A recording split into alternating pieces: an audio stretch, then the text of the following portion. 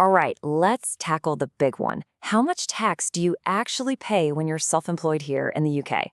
It's the question every single freelancer and sole trader asks. So we're going to break it all down for the 2025-26 tax year based on this fantastic discussion put together by the experts over at My Tax Accountant. Yeah? Does this sound a little too familiar? You've done all the hard work, you've chased every invoice, you've logged every expense, and now you're just staring at your spreadsheet, holding your breath for that final tax bill. It's a feeling we all know, right? Well, let's pull back the curtain and make sense of it all. So, to get a handle on that final number, you first need to understand what you're actually paying to HMRC, because it's not just one single thing, it's a couple of key parts all rolled into one. Okay, now this is probably the most important thing to get right from the very beginning. HMRC doesn't tax all the money that comes into your bank account. No, they tax your profits. And what are profits? It's your total income minus all your allowable business expenses. Getting this right is literally the foundation for everything else. It's not about what you earn, it's about what you keep. So, how is that final tax bill actually built? Well, it all comes down to three core building blocks. Once you understand these three, everything else just clicks into place. Let's take a look. And here it is, the first and most important number you need to remember, £12,570. That's your personal allowance. Think of it as your tax-free head start from the government. You can make that much in profit, and you won't pay a single penny of income tax on it. Simple as that. So what happens when your profit goes above that personal allowance? Well, that's where tax bands come into play.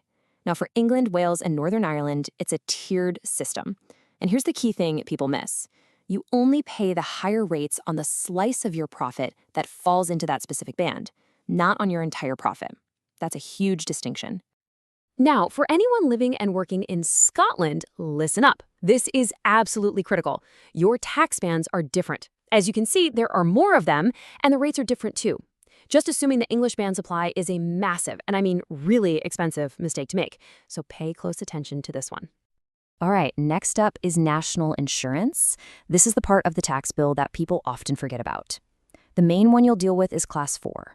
You'll pay 6% on your profits between that personal allowance mark and just over £50,000, and then 2% on anything above that. And Class 2, well, that's not mandatory anymore. It's now a voluntary payment you can make to make sure you're still building up your rights to state benefits, like the state pension.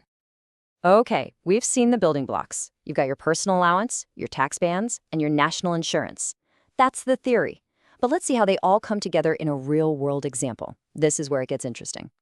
Let's meet Sarah. She's a graphic designer, and she's had a good year, making a profit of £60,000. So first, we take off her tax-free personal allowance.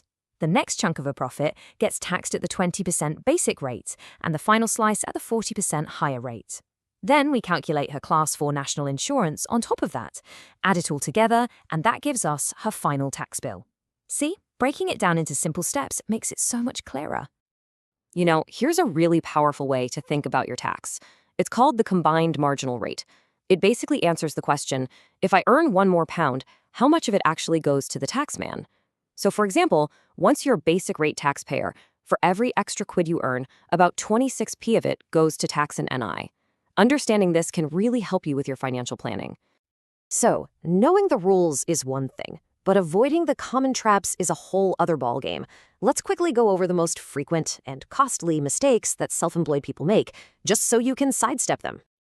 Okay, here are 4 big ones. First, that personal allowance we talked about. Well, if you start earning over £100,000, it actually starts to shrink.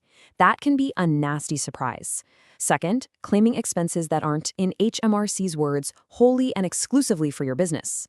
Third, forgetting about payments on account. Those are basically advance payments for your next year's bill. And finally, like we said, using the wrong tax bands if you live in Scotland. Any one of these can cause a major headache. So, with all these different rules, all these bans, and all these potential traps, it's a lot to take in, right? The big question then is, how do you make absolutely sure you get it right year after year?